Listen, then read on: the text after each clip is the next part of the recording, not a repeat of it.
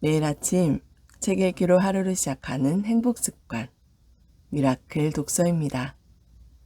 오늘 함께 읽어볼 책은 Keep Sharp, 늙지 않는 뇌. CNN 의학 전문 기자, 신경외과 의사, 산제이 굽타 박사의 혁명적인 두뇌 사용 설명서. 산제이 굽타 지음, 한정훈 옮김, 석승한 감수. 니들북에서 펴낸 책입니다.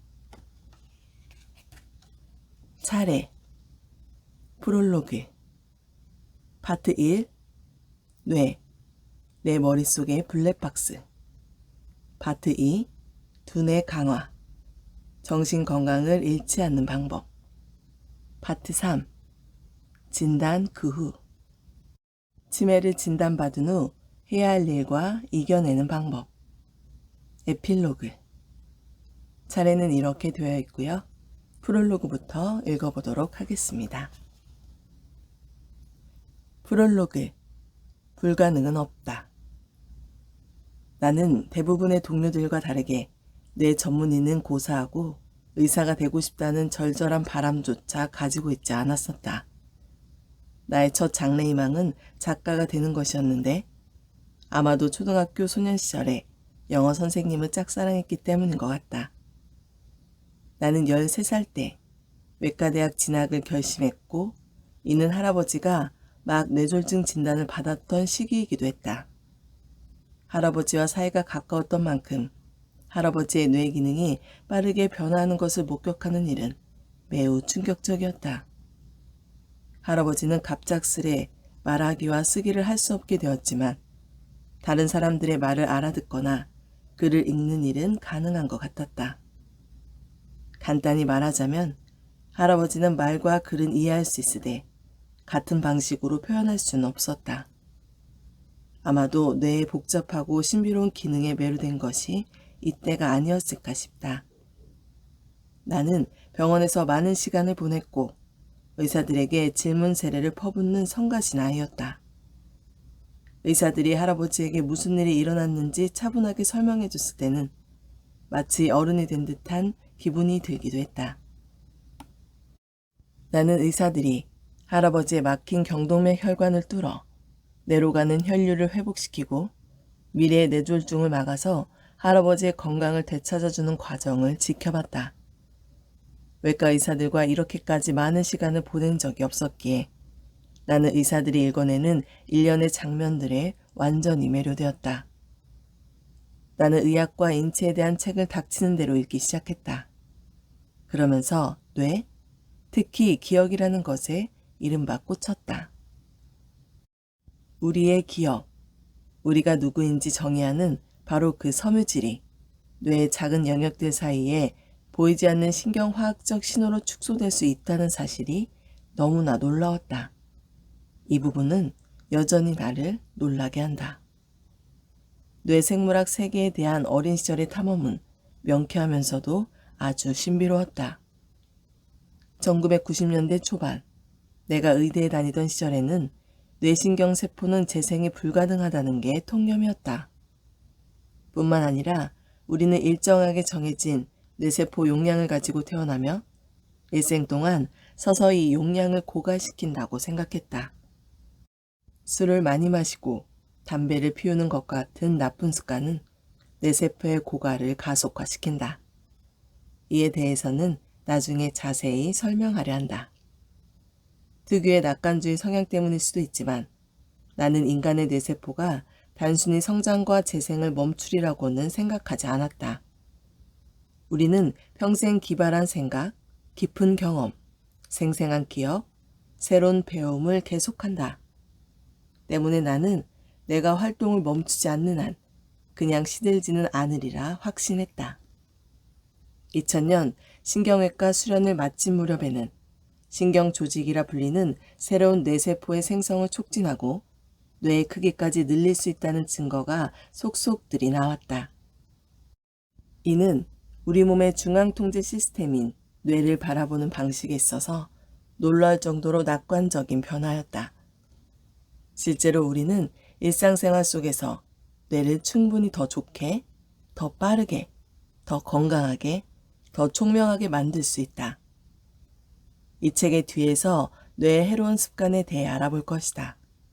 나쁜 습관이 뇌세포를 반드시 죽이지는 않지만 심한 경우 뇌, 특히 기억력에 영향을 끼칠 수 있다. 나는 교육의 힘을 믿지만 이 책은 단순히 지능이나 IQ를 향상시키는 것에 국한되지 않는다.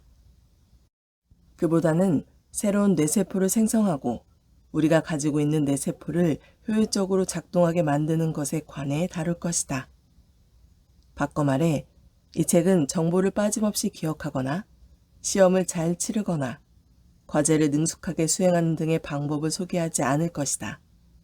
그보다는 이 책을 통해 다른 사람들이 놓치기 쉬운 패턴을 연결하고 삶을 잘 헤쳐나갈 수 있도록 도와주는 뇌를 만드는 방법을 배우게 될 것이다. 뿐만 아니라 단기적, 장기적 관점을 자유롭게 넘나들 수 있는 뇌로 발전시키게 될 것이다. 하지만 가장 중요한 것은 장애와 같은 인생의 위기 경험에 봉착하더라도 무너지지 않고 일어설 수 있는 회복 탄력성이 큰 뇌를 가지게 되리라는 점이다. 이 책은 회복 탄력성에 대해 명확한 정의를 내리고 어떻게 하면 회복 탄력성을 강화시킬 수 있는지 제시할 예정이다. 뇌 기능장애 같은 중요한 문제를 논할 때는 인과관계를 파악하는 일이 중요하다. 인지 기능 저하에 대한 의학적인 관점은 극적으로 변해왔다. 기록으로 남아있는 치매의 역사는 기원전 1550년으로 거슬러 올라간다. 당시 이집트 의사들은 에베르트 파피루스에 처음으로 뇌기능 장애에 대해 기록했다.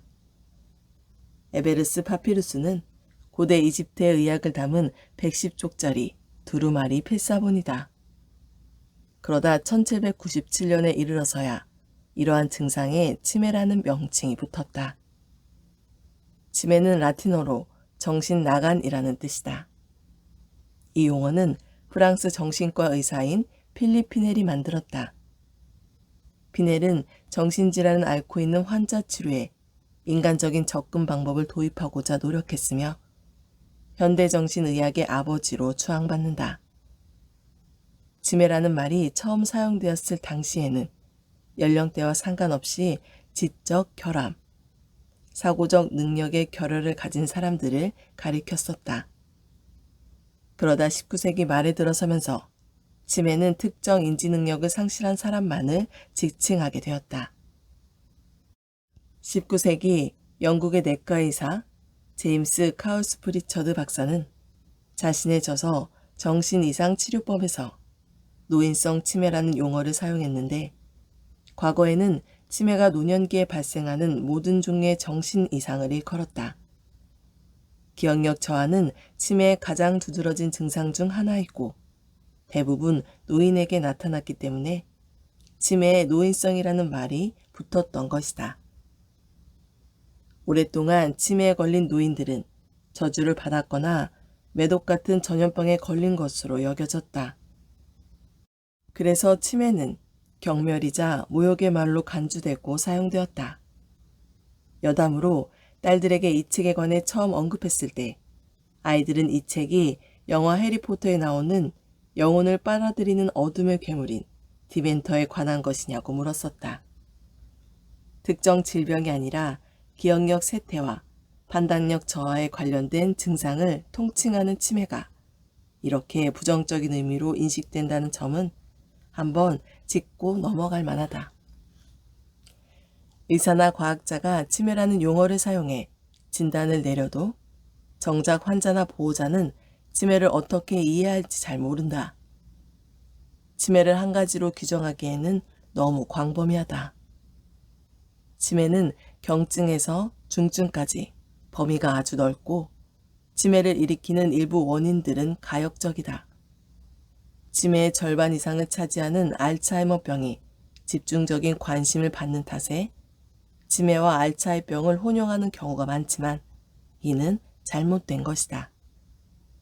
그럼에도 치매라는 단어는 우리의 일상 언어에 깊이 각인되어 있고 알츠하이머병과도 밀접하게 연관되어 있다는 사실은 부인할 수 없다. 이 책에서는 치매와 알츠하이머병이라는 용어 두 가지를 모두 사용하려고 한다. 언젠가는 광범위한 인지기능 저하 상태를 설명하는 용어들이 제대로 사용되어 이 용어들을 주제로 한 대화의 내용 또한 올바른 방향으로 바뀌어갈 수 있기를 희망한다. 그동안 이 광범위한 인지기능 저하 상태를 언급하는데 알츠하이머병만을 지나치게 집중 조명해왔다. 게다가 이와 같은 알츠하이머병 강조 현상은 나이가 들수록 기억력 쇠퇴가 불가피하다는 공포감을 확대시키기도 했다. 건강한 30대, 40대들도 열쇠를 엉뚱한 데 두거나 다른 사람의 이름을 잊어버리는 것과 같이 기억력 저하로 흔하게 발생하는 모습들에 대해 과하게 걱정한다. 이는 잘못된 두려움이다. 차차 알게 되겠지만 기억력 쇠퇴는 필연적인 노화 증상이 아니다. 이 책을 쓰기 위해 전 세계의 다양한 나라를 다니며 다른 사람들과 교류하면서 깨달은 사실이 하나 있다. 미국 은퇴자협회가 34세에서 75세의 미국인을 대상으로 실시한 조사에 따르면 93%의 사람들이 뇌 건강의 중요성을 인지하고 있으면서도 어떻게 하면 뇌를 건강하게 만들 수 있는지, 심지어 뇌를 건강하게 만드는 일 자체가 가능한지조차 알지 못한다고 한다. 대부분의 사람들은 두개골에 둘러싸여 있는 이 신비한 기관이 만지거나 개선할 수 없는 일종의 블랙박스라고 믿고 있다. 그렇지만 이는 사실이 아니다. 뇌는 나이나 경제적 능력에 상관없이 평생 꾸준히 지속적으로 향상시킬 수 있다. 나는 뇌를 열어 만져본 적이 있고 이 책을 통해 그 특별한 경험에 대해 언급할 것이다. 임상시험과 수십 년에 걸친 연구 결과는 뇌 구조를 마치 근육 단련하듯 강화시키고 세밀하게 조정할 수 있다는 것을 보여준다. 이 책의 독자들은 기본적으로 신체 건강에 관심이 많을 것이다. 그리고 이 책을 읽고 나면 뇌 건강을 실현시키는 일 또한 가능하다는 사실을 깨닫게 될 것이다. 우리는 뇌의 인지 능력과 기억력에 생각보다 많은 영향을 끼칠 수 있다. 그럼에도 대부분의 사람들은 뇌 건강을 위한 시도조차 하지 않아왔다. 이 책은 일상생활에 쉽게 접목시킬 수 있는 총명한 뇌 프로그램을 만드는 데 도움을 줄 것이다. 이 프로그램을 먼저 경험해 본 사람으로서 방법을 알려줄 수 있게 되어 너무나 기쁘다. 신경외과 교수이자 의학 전문 기자라는 직업상 교육하고 설명하는 일을 밥 먹듯이 하면서 메시지를 잘 전달하려면 문제의 해결 방법을 알려주는 것뿐만 아니라 문제의 원인을 규명하는 것 또한 매우 중요하다는 사실을 배웠다. 그래서 나는 이 책을 통해 왜 내가 특정 방식으로 작동하는지, 왜 내가 원하는 것을 제대로 수행하지 못하는지에 대해서도 자세히 설명하려 한다. 이러한 내부작동 원리를 이해하게 되면 내가 권장하는 구체적인 뇌건강 습관을 합리적으로 받아들이고 일상생활에 쉽게 적용할 수 있게 될 것이다. 일반적인 신체 건강과 관련해서 우리의 몸이 어떻게 작동하는지, 몸을 잘 작동시키는 것은 무엇인지에 대한 대중적인 논의와 설명이 거의 없는 게 현실이다. 더 심각한 것은 의료 전문가 사이에서도 우리가 먹어야 할 바람직한 음식, 우리가 추구해야 할 활동의 종류, 우리에게 필요한 수면 시간에 대한 합의가 부족하다는 점이다. 이는 상충하는 수많은 메시지들이 존재하게 되는 결과를 낳았다. 하루는 커피가 슈퍼푸드였다가 그 다음 날에는 잠재적인 발암물질이 되어버린다. 글루텐은 여전히 뜨거운 논란의 중심에 있다. 광황에 들어있는 크루쿠민이 뇌 건강에 좋은 기적의 음식이라고들 하는데 구체적으로 어떻게 좋은지 아는 사람은 드물다. 스타틴은 연구자들 사이에서 엇갈린 평가를 받는다. 한 연구에서는 스타틴이 치매 위험을 낮추고 인지 기능을 향상시킨다는 결과를 제시하고 다른 연구에서는 정반대의 결과를 제시한다. 비타민 D 건강보조제 역시 끊임없는 논란의 대상이 되고 있다. 복자는 비타민 D의 효능을 확신하지만 여타의 수많은 연구에서 비타민 D는 아무 유용성도 보여주지 않는다. 일반 대중들이 이와 같이 상충되는 메시지를 어떻게 이해할 수 있을까? 수은 같은 독소나 곰팡이 같은 병원균이 몸에 해롭다는 사실에 동의하지 않을 사람은 없다. 그러나 특정 인공 성분이나 각 가정의 수돗물에 대해서는 어떨까? 캐나다에서 실행된 새로운 연구에 따르면 임산부가 수돗물의 불소를 섭취할 경우 태어나는 아기의 기능 저하에 영향을 미칠 수도 있다고 한다. 그러나 불소를 첨가한 수돗물은 구강 건강에 분명히 이점이 있고 여전히 대부분의 의사협회에서 권장하는 사항이다. 이런 상반된 결론은 대중들에게 혼란을 초래할 수 있다. 게다가 보통 의사들은 충분히 쉬고 잘 먹고 열심히 운동해야 합니다. 라는 아주 포괄적이고 일반적인 권고를 한다. 익숙하게 들리지 않는가? 물론 좋은 말이지만 실용적이고 일상적인 관점에서 이런 조언에 크게 공감하기는 힘들다. 바람직한 식단은 무엇이며 사람마다 어떻게 다를까? 운동은 높은 강도로 하는 게 좋을까? 아니면 천천히 꾸준하게 하는 게 적당할까? 모든 사람이 하루 7에서 8시간의 수면이 필요할까? 아니면 어떤 사람들은 수면 시간이 훨씬 적어도 충분할까? 왜 그럴까? 개인적인 위험 요소에 따라 어떤 약물과 건강보조제를 복용해야 할까? 특히 뇌 건강에 있어서는 환자와 의료계 모두 기본적인 이해가 매우 부족하다. 의사가 자전거를 탈 때 헬멧을 쓰는 일의 중요성을 상기시키는 것 외에 뇌를 잘 돌봐야 한다고 언급한 적이 있는가? 아마 없을 것이다. 나는 의사로서 반드시 알아야 할 것들과 해야 할 일들을 알려주려 한다. 다소 복잡하게 들릴지라도 이해하기 쉽도록 최대한 차근차근 한 단계씩 설명할 것이니 미리 걱정하지 않아도 된다. 이 책을 다 읽을 때쯤에는 과거 어느 때보다 뇌에 대해 더 많이 알게 될 것이고 뇌를 건강하게 유지하는 방법을 충분히 이해할 수 있게 될 것이다. 이 책을 더 나은 뇌를 만드는 데 도움이 되는 일종의 마스터 클래스로 생각해도 좋다. 이 수업은 각자가 더 나은 아버지, 어머니, 딸, 아들이 될 수 있게 도와주고 나아가 삶의 목표를 성취하는 데 밑바탕이 되어주리라 확신한다. 이 책을 읽고 나면 더욱 생산적이고 즐거운 생활을 누릴 수 있을 뿐 아니라 다른 사람들과 더욱 활발하게 교류할 수 있게 될 것이다. 또한 뇌의 중요한 요소인 회복 탄력성이 향상되고 뇌가 최적화되어 일반 생활의 문제 해결도 수월해질 것이다. 이런 일련의 목표들은 우리가 생각하는 것보다 훨씬 밀접하게 연결되어 있다. 내일은 오늘보다 더 나을 것이라는 믿음은 세상을 대담한 시선으로 바라볼 수 있게 해주는 동시에 인생을 살아가는데 큰 도움을 준다.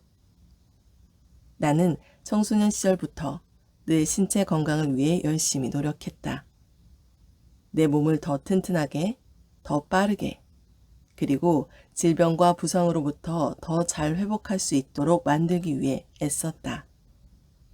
사람들은 저마다 다양한 동기를 가지고 스스로의 건강을 챙기고 있다. 이러한 동기에는 신체를 단련하기 위해서 혹은 사랑하는 사람들과 함께 행복하고 생산적인 삶을 살아가기 위해서 등이 있다. 우리는 나이가 들수록 죽음과 삶의 경계를 지켜보면서 영감을 얻는 경우가 많다. 나의 아버지는 47세 때 산책을 나갔다가 가슴이 찢어지는 듯한 고통을 느끼고 어머니에게 황급히 전화를 걸었다. 놀란 어머니는 곧바로 응급의료센터에 연락했고 구급차에 실려간 아버지는 병원에서 심장혈관 우회수를 받았다. 실로 우리 가족에게 엄청난 시련이었다. 우리는 아버지가 수술 중에 돌아가실까봐 조마조마했다. 당시 풋내기 의대생이었던 나는 아버지에게 무심했던 지난 날을 자책했다. 주기적으로 경고 신호를 살피고 아버지와 건강에 대해 상의하면서 심장병을 피할 수 있도록 도왔어야 했는데 그러지 못했기 때문이다. 운 좋게 아버지는 잘 회복할 수 있었고 이 생사의 경계를 오간 사건은 아버지의 인생을 완전히 바꿔놓았다. 아버지는 14kg을 감량했고 먹는 음식에 세심한 주의를 기울였으며 규칙적인 운동을 최우선 순위로 삼았다. 지금의 나는 아버지가 큰일을 겪었던 나이인 47세를 넘어섰기 때문에 단순히 질병을 예방하는 것뿐만 아니라 신체 능력을 최대한 발휘하고 있는지를 확인하기 위해 지속적으로 스스로를 평가하는 일을 우선 과제로 삼고 있다. 나는 지난 수십 년간 심장과 뇌의 깊은 연관성에 대해 탐구해왔다. 심장에 좋은 것이 뇌에도 좋은 것은 사실이다. 하지만 나는 모든 것은 뇌에서 시작된다고 믿어 의심치 않는다. 뭔가를 배울 때 뇌가 깨끗하고 부드럽게 작동하면 다른 모든 것들도 순탄하게 진행된다. 좋은 결정을 내리고 빠른 회복력과 낙관적인 태도를 가지게 되며 신체적인 능력 또한 향상된다. 뿐만 아니라 통증에 대한 내성도 커지고 약에 대한 의존이 줄어들고 자율적인 치료 능력이 향상된다는 연구 결과도 있다. 내가 이 책을 쓰면서 만났던 의사들은 이렇게 말했다. 몸을 잘 돌보기 위해서는 가장 먼저 정신 건강을 돌봐야 합니다. 이는 분명한 사실이고 다행인 점은 정신 건강을 돌보기 위한 노력은 별로 힘들지 않다는 것이다. 즉, 대대적인 변화를 위한 노력은 필요하지 않으며 소소한 생활 습관의 수정과 조절로도 정신 건강을 돌보는 일이 충분히 가능하다.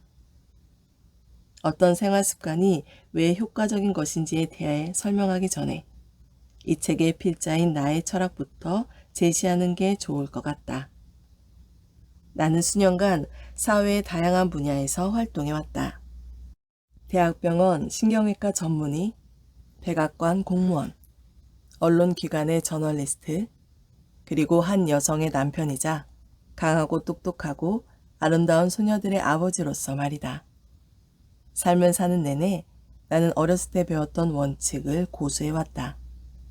사람들에게 공포심을 불어넣지 말자는 게 바로 그것이다. 겁을 주는 것은 효과가 미미할 뿐더러 오래 지속되지도 않는다. 겁을 먹으면 뇌의 감정 중추인 편도체가 활성화되는데 이때의 반응은 큰 위협에 직면했을 때처럼 빠르고 격렬하다. 문제는 감정 중추에서 시작되는 공포 반응이 뇌의 판단과 실행 기능 영역을 거치지 않는다는 점이다. 그래서 공포 반응은 강렬하고 즉각적이지만 조화롭지 못하고 일시적이다. 사람들에게 살을 빼지 않으면 심장마비가 올 것이라고 경고했을 때 일주일 동안 혹독한 식이 조절과 운동을 병행하다가 결국 예전의 나쁜 습관으로 되돌아가는 이유도 바로 이 공포 반응 때문이다. 두려움을 자극하는 메시지는 뇌가 제대로 받아들일 수 있는 방식이 아니며 장기적이고 효과적인 개선으로 이어지지 않는다. 누군가에게 알츠하이머병에 걸릴지도 모른다고 이야기할 때는 이 점을 염두에 둬야 한다. 수많은 설문조사에서 알 수 있듯 사람들은 정신건강을 잃는 것을 다른 무엇보다, 심지어 죽는 것보다 더 두려워한다. 사람들은 정신건강의 악화를 노년기의 숙명으로 여긴다. 나 역시 어느 순간부터 조부모님의 알츠하이머병이 진행되는 과정을 지켜보면서 인지기능 저하와 치매에 대해 걱정하기 시작했다. 처음에는 할아버지의 대화 참여 방식을 그저 실없는 농담 정도로 여겼다. 할아버지는 재미있고 웃음이 많은 사람이었기 때문에 약간 생소한 농담을 건네고 있다고 생각했던 것이다. 진실을 드러낸 것은 할아버지의 멍한 시선이었다. 할아버지는 아주 기본적인 일들을 수행하거나 계획을 실행하는 방법을 기억할 수 없다는 사실을 깨닫고 당황하거나 마침내 커다란 충격에 빠졌다. 나는 황망해하는 할아버지의 모습을 결코 잊지 못할 것이며 잊지 말아야 한다고 다짐했다. 하지만 치매에 대한 두려움이 이 책을 읽는 동기가 되어서는 안 된다. 오히려 나이와 상관없이 더 나은 뇌를 만들 수 있다는 자신감으로 이 책을 접해야 한다. 나는 더 나은 뇌를 만드는 방법을 제시하고 왜 이런 전략이 효과가 있는지 이해하기 쉽게 설명할 것이다. 나는 이 책을 읽는 사람들이 단순히 젊은 시절의 과거로 회귀하기를 바라지 않는다. 오히려 미래를 향해 나아가며 노화라는 시간의 숙명을 이겨낼 수 있는 최적화된 상태의 뇌를 가질 수 있기를 바란다. 25년 전쯤 신경외과 의사로서 진료를 시작했을 때는 뇌를 향상시킨다는 개념을 잘못된 것으로 인식했었다. 나는 종양을 제거하고 동맥류를 잘라내고 혈액과 체액을 채취해서 혈압 압력을 완화시키는 등의 과정을 수련했다. 오늘날에도 신경외과 의사가 뇌 속에 들어가 1000억 개가 되는 신경세포를 조절해 장기의 기능을 최적화하고 쇠퇴를 막는 일은 불가능하다. 심장외과 의사들은 심장의 혈관 노폐물을 회전시켜 제거할 수 있지만 나 같은 신경외과 의사는 알츠하이머병에 관련된 뇌 얽힘을 제거할 수 없다. 치매를 치료하거나 혹은 똑똑하고 창의적이고 특별한 기억력을 부여함으로써 세상에 필요로 하는 일을 수행할 수 있도록 만들어주는 수술이나 약은 없다. 뇌는 인체의 다른 기관들과 매우 다르다. 뇌는 심장 또는 간, 신장, 얼굴처럼 이식할 수 없다. 아직 뇌에 대한 지식 수준은 초기 단계에 머물러 있지만 계속 발전되고 확장되는 과정에 있다. 최근 두부외상 전문가들과 함께 미국 신경외과 위원회를 조직하면서 놀라운 사실 하나를 깨달았다. 의학, 국방부, 과학계에서 활동 중인 이 두부외상 전문가들은 인지기능 분야에서 위대한 진보를 이루어냈음에도 불구하고 미국에서 매년 수백만 명이 진단받는 뇌진탕을 효과적으로 치료하는 방법에 대한 명확한 합의는 없었다. 현재의 권장사항은 경험적인 증거에만 기초한다. 심지어 휴식과 같은 주제에 대해서도 의견이 분분하다. 예를 들면 뇌진탕으로부터 회복하는 동안 집중력과 주의를 요하는 활동을 최소화해야 할까, 증가시켜야 할까? 실내 달리기 같은 가벼운 운동은 뇌진탕 회복 과정을 방해할까, 도움이 될까? 등에 대해 다양한 의견을 들어왔지만 증거가 뒷받침된 의견은 극소수에 불과했다. 앞서 말했듯 미국 신경외과 위원회가 뇌 손상에 한해서는 세계 최고의 전문가들로 구성되었음에도 말이다. 아리스토텔레스가 살았던 고대부터 지금까지 우리는 먼 길을 걸어왔다. 아리스토텔레스는 심장은 지성의 중심이며 뇌는 불타는 심장과 뜨거운 피를 식히는 일종의 냉장고와 같다고 했지만 뇌와 관련해서는 여전히 해답보다 의문이 더 많다. 현재 우리는 인간의 행동이 어떻게 이루어지고 생각이 어떻게 형성되고 있는지 알고 있으며 심지어 뇌의 기억 능력에 필수적인 2개의 작은 해마도 식별할 수 있다. 그럼에도 인지기능 저하와 치매를 겪는 사람들의 수를 줄이는 일에는 아직도 이렇다 할 진전을 이루지 못하고 있다. 심혈관 질환과 특정 암의 발병률은 한 세대 전보다 낮아졌지만 뇌 관련 장애에 대해서는 통계치가 증가하고 있다. 2017년 UCLA의 연구에 따르면 4,700만 명의 미국인이 잠재적인 알츠하이머병에 대한 징후를 나타내고 있으며 이는 이들의 뇌가 부정적인 변화의 조짐을 보이나 아직 증상이 발현되지는 않았다는 것을 의미한다. 이들의 기억, 사고, 행동이 분명한 영향을 받기까지는 몇 년이 걸릴 수 있다. 문제는 이 4,700만 명의 사람들이 누구인지, 그리고 어떤 사람들이 심각한 알츠하이머병에 걸리게 될지 모른다는 점이다. 2060년에 이르면 알츠하이머병이나 인지장애를 가진 미국인의 수가 600만 명에서 1,500만 명으로 증가할 것으로 예상된다. 다시 말해 4초에 1명씩 치매 환자가 생길 것이고, 치매는 가장 흔한 신경퇴행성 질환이 될 것이다. 전 세계적으로는 알츠하이머병에 걸린 사람이 2050년까지 1억 5,200만 명으로 늘어날 것으로 추산하는데, 이는 2018년에 비해 200%가 증가한 수치다. 과학이 꾸준히 발전하고 있고 2002년 이후 치매에 대한 400건 이상의 임상실험이 이루어졌음에도 불구하고 새로운 치료법이 단 하나도 개발되지 못했다. 그래서 이러한 뇌의학과 뇌질환 약물치료법 사이의 격차를 죽음의 계곡이라 부른다. 하지만 의학적으로 특별한 돌파구가 없다 하더라도 뇌 기능을 향상시키고 뇌 신경망을 강화하고 새로운 신경세포의 성장을 촉진하고 노화와 관련된 뇌 질환의 진행을 늦추는 데 도움이 되는 다양한 방법을 통해 뇌를 상당한 수준으로 최적화할 수 있다. 그러니 인지기능 저하는 피할 수 없는 숙명이 아니라는 사실을 반드시 기억하자. 지어진 지 최소 100년 이상은 되었지만 여전히 굳건하게 서 있는 역사적 건물을 떠올려보라. 만약 수십 년 동안 별다른 관리 없이 방치되었다면 세월에 마모되고 손상되고 지속적으로 사용함으로써 노후되었을 것이다. 그러나 유지보수와 개선 작업이 제대로 이루어졌기 때문에 건물은 세월의 도전을 견뎌낼 수 있었을 뿐만 아니라 아름답고 중요한 역사적 가치 또한 잘 보존된 것이다.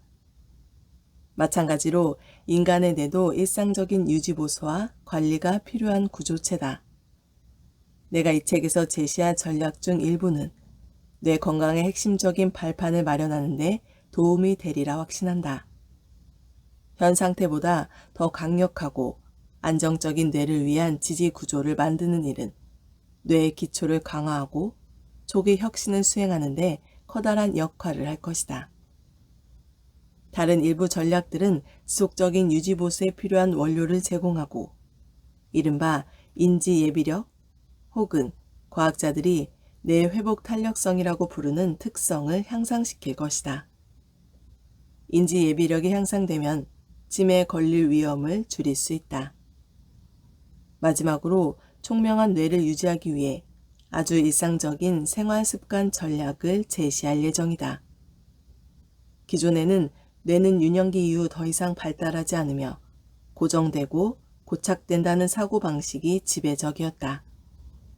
하지만 이제는 최신 영상기술로 뇌를 시각화해 끊임없이 변하는 뇌 기능을 연구할 수 있게 되었다. 심장 건강을 논할 때 심장을 손상시킬 수 있는 요인들을 당연히 고려해야 한다. 특정 음식, 활동 부족, 높은 콜레스테롤 등과 같은 문제들을 말이다. 그렇다면 뇌는 어떨까? 뇌 역시 음식, 활동성 등의 영향을 받는 동시에 매일 수백만 개의 자극을 받는 매우 민감한 안테나이기도 하다. 우리가 이런 자극을 어떻게 처리하느냐에 따라 외부 세계를 보는 시선은 달라질 수 있다. 가령 뉴스에 보고되는 똑같은 사건을 두고도 사람에 따라 아주 상반된 반응을 보인다. 사건 사고 소식에 멘탈이 완전히 무너지는 사람들이 있는 반면에 대담하고 의연하게 대응하는 사람들도 있다. 뇌는 경험에 따라 운동으로 단련된 근육처럼 강화되기도 하고 좌절하거나 패배하기도 한다. 대체 무엇이 사람들을 이렇게 상반된 두 영역으로 갈라놓을까? 답은 바로 회복 탄력성이다. 회복 탄력성이 뛰어난 뇌는 트라우마를 견뎌내고 창의적으로 생각하고 우울증 같은 뇌 관련 질환을 피하고 인지기억 능력을 최고 수준으로 유지할 수 있다. 더불어 회복 탄력성이 높은 뇌를 가지고 있다는 것은 전략적이고 성경 지명이 있는 사람과 평범한 사람을 구분하는 기준이 된다. 다만 회복 탄력성이 높다고 해서 IQ나 교육 수준이 반드시 높다는 의미는 아니다. 회복 탄력성은 도전적인 경험을 했을 때 뇌를 위축시키지 않고 향상시키는 능력에 가깝다. 회복 탄력성 하나만 보더라도 우리가 더 나은 뇌를 만들어야 하는 동기는 충분하다. 자신이 가진 잠재력을 이끌어내고 싶은 사람은 이 책을 반드시 읽어보기를 바란다. 또한 가족에게 발병한 인지기능 저하 또는 치매 예방에 대한 통찰력을 얻고 싶은 사람들에게도 이 책이 큰 도움이 될 것이다.